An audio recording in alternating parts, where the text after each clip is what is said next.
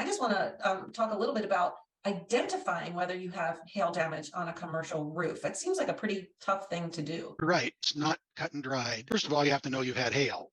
I mean, that sometimes buildings they're not occupied when they're, it might be at night, it might be your warehouse building, whatever you want. You kind of want to know if there's been a hail event.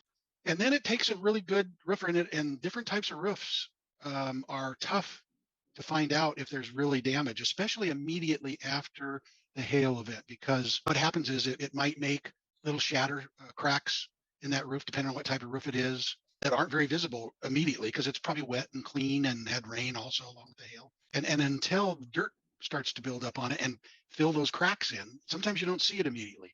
One of the ways some of the inspectors look at is they actually walk around to the sheet metal and see if there's dents in the sheet metal, on the air conditioning, on the vents, and what have you. And if they see dents, then they know there's been hard enough impact of hail that the roof could be compromised.